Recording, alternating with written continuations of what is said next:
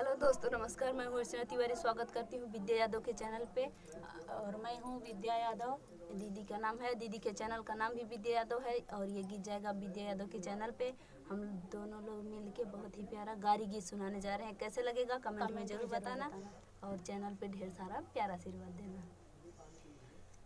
तिल्ली मैंने झाड़ लिया सिलौटा कौने काम के, तिल्ली मैंने झाड़ लिया सिलौटा कौने काम के।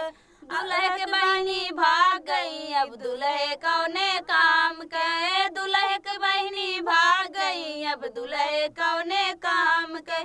तिल्ली मैंने झाड़ लिया सिलौटा कौने काम के, तिल्ली मैंने झाड़ लिया सिलौटा कौने काम के।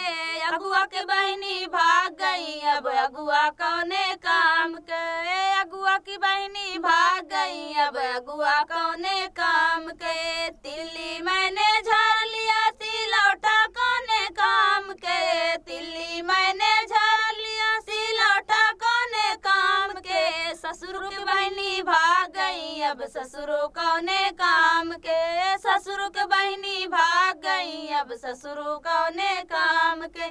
तिल्ली मैंने झाड़ लिया सिलौटा कौने काम के, तिल्ली मैंने झाड़ लिया सिलौटा कौने काम के। जेठवा के बहनी भाग गई अब जेठवा कौने काम के, जेठवा की बहनी भाग गई अब जेठवा कौने काम के।